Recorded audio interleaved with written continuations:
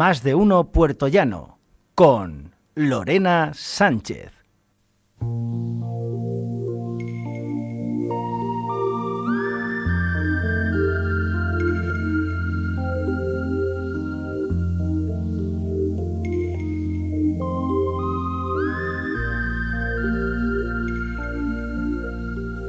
Eras niña de largos silencios y ya me querías bien.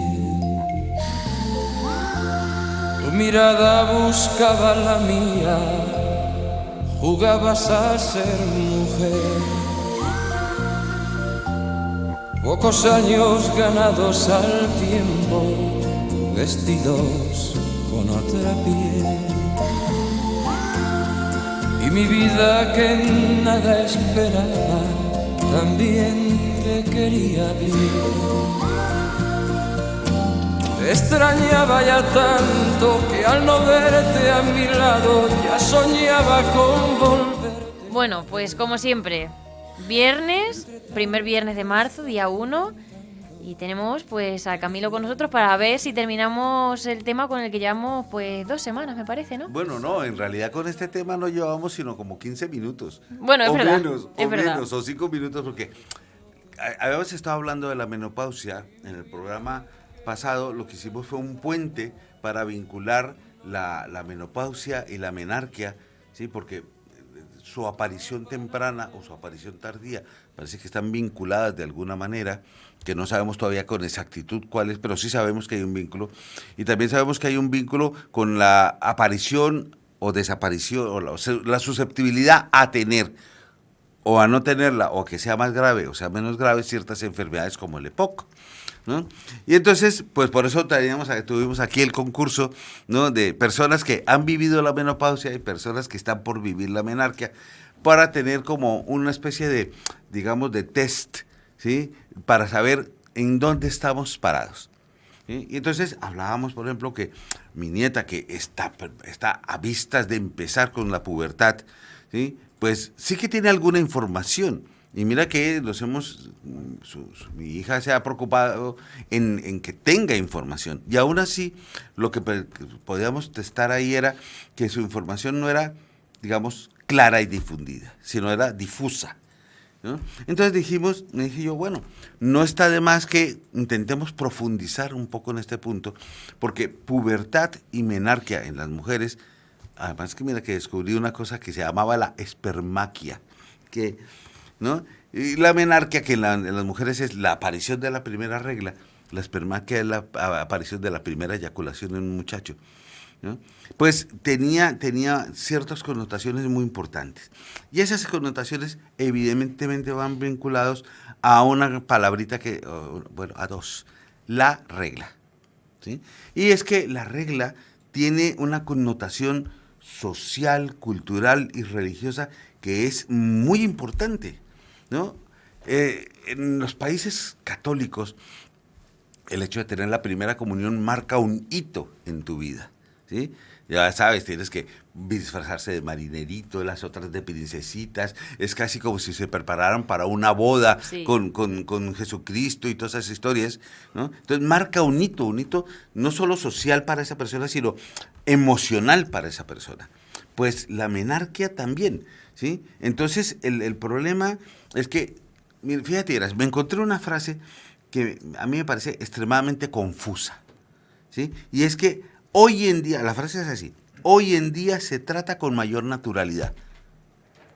Y una mierda picha. Eso te iba a decir. Primero, imagínate, si hoy en día se trata con mayor naturalidad, ¿cómo se trataba antes entonces? ¿Qué cosa tan horrible era esa situación, ¿no? Y aún así, ¿no? Se supone que te están informando sobre el tema, pero lo que uno ve es que las clases de educación sexual son más clases de anatomía, fisiología y o reproducción que de sexualidad, ¿sí? Entonces no reciben una información concreta. Tampoco es que tú le dices, sí, claro, a esta niña pues le va a venir la regla, y que le venga la regla es esto, y la regla es lo otro, y viene así, y viene así, y entonces lo que tienes que ustedes es una compresa, y no sé cuánto, y el olor, ya. Pero no les dan una información de cómo vivir ese hecho, ese inicio, ¿sí? Pero cuando te vas a la antigüedad, eso sí que se vivía con más naturalidad. De hecho, ese evento tan importante era un motivo de celebración en la mayoría de las partes del mundo.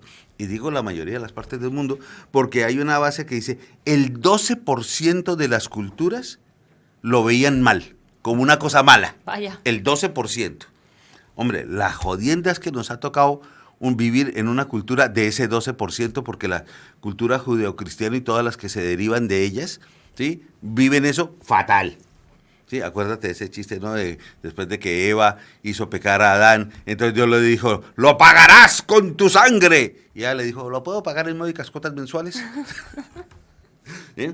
Pero bueno, entonces el problema es ese, ¿sí? Eso se llamaba antiguamente lo que se llamaban los ritos de paso. Ujú. Dejabas de ser un niño para ser un adulto. En los hombres, ambas cosas, tanto en hombres como mujeres, está vinculado a la capacidad reproductiva, pero también a la capacidad de trabajo. Esa capacidad de trabajo en el hombre se dividía en dos partes, ¿sí? Yo trabajo la tierra, la casa, en un oficio, lo que sea, pero también soy un guerrero. ¿Sí? Entonces el hecho de pasar a ser un hombre también implica que tengo que tener capacidades de ser un guerrero. Y en la mujer estaba vinculado básicamente no solamente a los trabajos de mujer, la alimentación, el orden, la casa, sino a la capacidad de la maternidad, el poder reproducir y tener hijos. Entonces, eso es una cosa que es muy importante. Mira, ritos de paso, muchos de hoy en día siguen estando vigentes aún en nuestra sociedad, pero los hemos enmascarado, ¿sí? Y me encontré una lista genial de lo que son esos ritos de paso. Mira, por ejemplo, tú sabes lo que es el bar mitzvah en la cultura judía, Sí. ¿sí? Pues es un rito de paso donde te están diciendo, ¿sí?, ya no eres un niño, ahora eres un hombre o eres una mujer con todas las responsabilidades culturales y religiosas que eso conlleva, ¿sí? Tanto es así que durante mucho tiempo se preparan no solamente para poder hacer la lectura, la celebración, la ropa que tienen que ponerse, ¿no? Entonces eso lleva un concepto cultural importante, una carga cultural importante, ¿sí? Las tribus amazónicas, pues lo que hacen es que someten a los muchachos y a las chicas a una prueba de valor. Sí, entonces en el caso de los muchachos van y pillan unas hormigas que se llaman las hormigas balas, que parece que son como si te hubieran dado un puñetazo en la barriga cuando te pican esos bichos, y te llenan unos guantes con los bichos esos, y entonces tienes que aguantar el dolor de las picaduras durante 10 minutos, solo 10 minutos. Bueno, solo que ¿Sí? parecerán años. Claro, por ejemplo, en los Amish les dan permiso durante un X tiempo, haz lo que te venga en gana. Ve y conoce el mundo. Y si después de haber conocido el mundo quieres seguir siendo Amish, aquí te esperamos para que te inicies como un Amish, ¿sí? Eso se llama el Rumspringa. ¿Ves? Pero, por ejemplo, fíjate y verás, en nuestra cultura, por ejemplo, con la cultura latinoamericana, existe una cosa que se llama la fiesta de los 15. Sí. Que en el fondo es lo mismo. Es una fiesta en la cual tú estás diciendo, mi hija ya es una mujer, ya puede tener y a su vez hijos, necesito un maridito para ella, por eso la estoy mostrando en sociedad, ¿sí? Pero, ¿qué son los bailes de puesta de blanco en Europa? Pues lo mismo. Lo mismo. Solamente que en lugar de bailar una cumbia, bailas un vals. Y en lugar de ponerte un traje muy bonito, pues te pones un traje blanco, así espantoso. Y en los muchachos con su smoking o su frac y toda la cosa, y bailan así. ¿Sí? Pero es exactamente la misma idea. Y en Estados Unidos existe una cosa que se llama el Sweet 16, Sí. que es la celebración de los 16 años, que es exactamente el mismo concepto. Entonces, muchos de esas fiestas siguen perdurando, esos ritos de iniciación siguen perdurando entre nosotros. En otras culturas, por ejemplo, los inuí, los malayos, se comportan o se celebran dentro de una determinada actividad física. Por ejemplo, dicen, vete, atraviesa esa montaña y vuelve aquí, y si estás vivo, pues ya eres un hombre. Estupendo. ¿Sí? O tienes que ir y cazar un oso pardo tú solito. O vas y me pescas 16 atunes allá en ese lago, ¿no? Y cuando vuelvas con ellos ya eres un hombre. Y cosas así por el estilo. Ese tipo de celebraciones siguen persistiendo en muchísimas partes del mundo. Por ejemplo, hay una que es muy, muy divertida hoy en día, porque lo han convertido en un deporte, que es lo de los Vanuatu, ¿sí? Tú sabes lo que es el puenting, ¿no? Sí. Pues eso. Ellos hacen eso exactamente, pero en lugar de utilizar de esas correas elásticas súper resistentes que resisten no sé cuántas toneladas por metro cuadrado, por metro lineal y tal, pues no, ellos se atan unas lianas, se suben a una de estas y se tiran abajo. Vaya tela, no lo haría yo, ¿eh? Eso, ¿ves? O en algunos sitios simplemente se hace una ceremonia, por ejemplo, el equivalente del suicidio y la quinceañera, el presentación en sociedad vienesa, pues en Japón se llama el Seijin no-hi, que es exactamente la misma historia, solamente que el ayuntamiento de cada pueblo lleva a los adolescentes terminales y les da un regalo, les hace una fiesta, una presentación, como una presentación en sociedad y cosas así por el estilo. Es decir, estas tradiciones siguen estando ahí, ese concepto tan importante sigue estando ahí. El problema es que para poder celebrar estas cosas se ha puesto una fecha, una edad media. ¿Sí? Esa edad media en algunas culturas son los 11 años, en otras los 14 y en otras los 16. ¿Sí? Pero han escogido una edad. ¿Por qué? Pues porque sabemos muy bien que la menarquia tiene una aparición vinculada a la aparición de la pubertad. Y la pubertad se define como inicio de la pubertad cuando comienzan a salirte esos pequeñas bolitas que van a ser posteriormente los senos. Le salen a ambos, a ellos y a ellas. Lo que pasa es que los de ellos se desaparecen, ¿sí? Pero los de ellas se transforman en los senos. Entonces, entre la primera aparición de lo que se llama el botón mamario, ¿sí? Y la aparición de la menarquia, usualmente es un periodo de tiempo variable, pero que se estima en unos 2 años. Y la aparición del botón mamario está más o menos sobre los 9, 10 años de edad, con lo cual que la aparición de la menarquia puede aparecer más o menos entre los 11 y los 12 años, que es la edad media de aparición de la menarquia que tenemos hoy en día, pero no en todas partes del mundo. Hacíamos la semana pasada también un barniz en ese sentido, de que no en todas partes, ¿sí?, la menarquia aparece a la misma edad, sino que la edad de la menarquia ha ido disminuyendo con el tiempo. Empezábamos el siglo XIX con una edad de menarquia más o menos de los 16 años, y después fue bajando a los 14, y ha ido bajando a los 12, y en algunos sitios está entre los 11 y 12 años de edad. Y entonces la aparición de la fecha media, la edad media de aparición de la menarquia, se ha considerado ahora como un determinante del nivel socioeconómico de una cultura o de una sociedad. De tal forma de que esos países que son más industrializados, que tienen mejores cuidados de puericultura, que su mortalidad infantil ha disminuido, que su nivel de nutrición ha aumentado, no siempre para bien, ¿sí?, que el trabajo infantil ha disminuido, pues todas esas cosas hacen que la menarquia aparezca más pronto. ¿Sí? Ahora, evidentemente, en esos sitios donde el déficit nutricional nos lleva a que estás malnutrido, la menarquia se sigue a veces atrasando, pero dependiendo del contexto social, también se puede ir adelantando.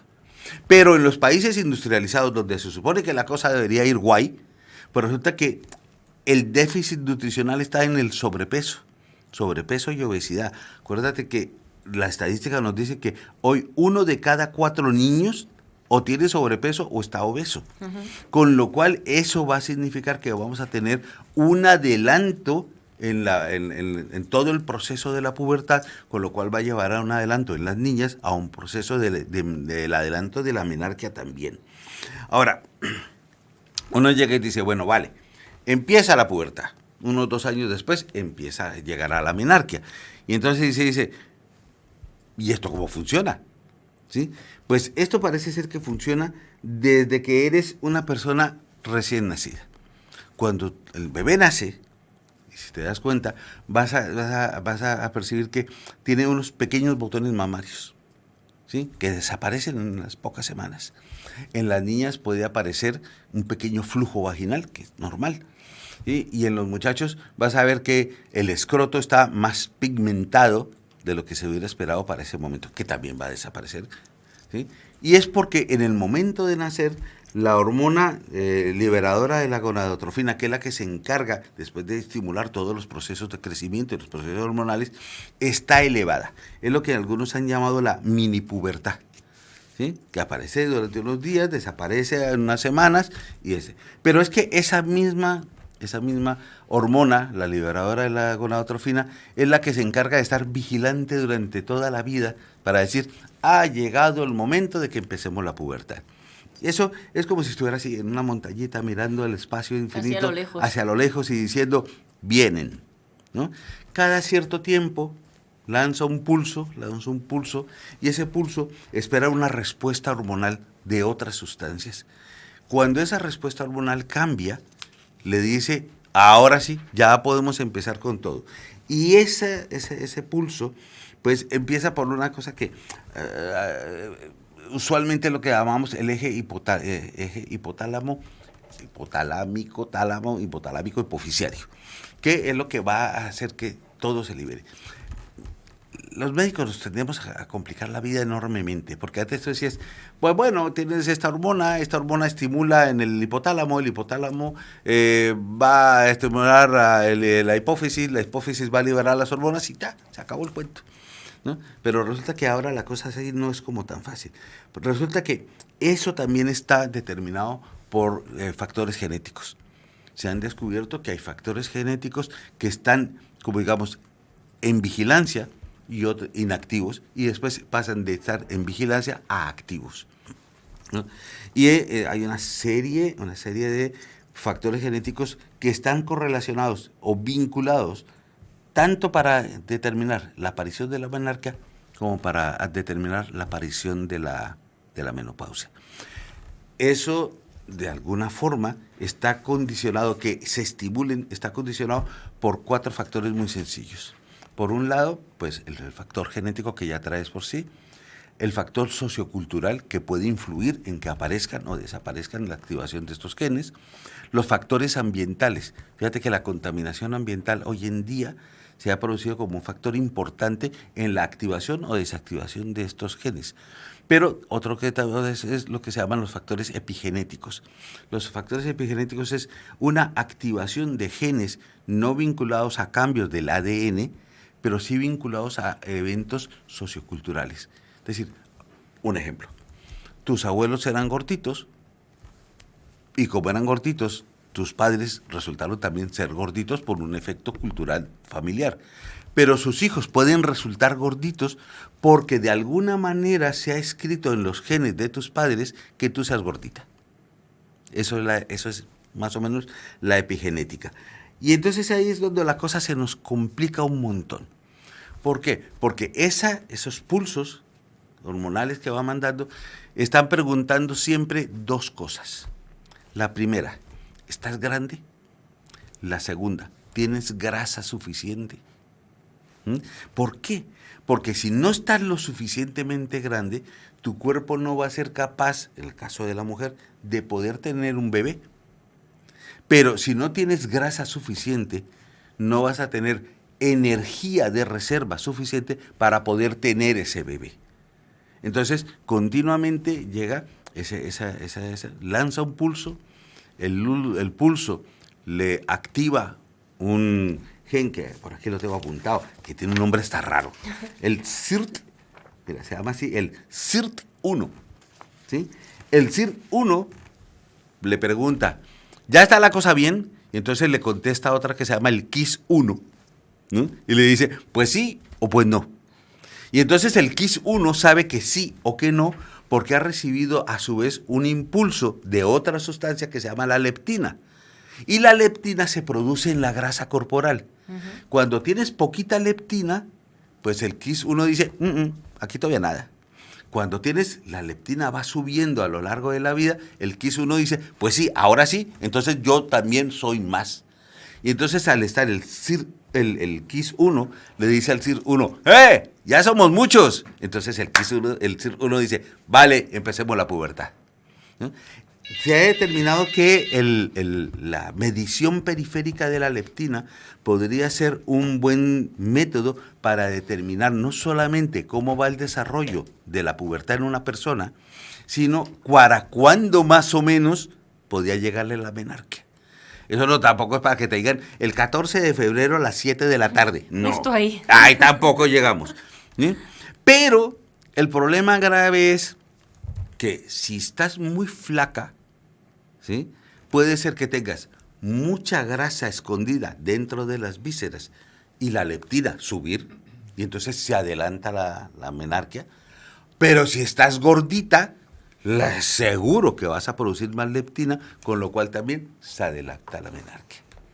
Eso era una de las grandes dudas de decir, ¿por qué las orientales, siendo flaquitas, podían tener un adelanto de la menarquia? Porque tienen mucha grasa visceral. Vaya. Pues mira, hoy hemos tocado todos los palos, nacionalidades, países, edades y de todo. Así que terminamos por hoy con Camilo. Volvemos la semana que viene, como siempre. Y nosotros nos vemos el lunes a las 12:20, como siempre, aquí en Más de Uno Puertollano. Que tengan un buen fin de semana. Don't you know, girl?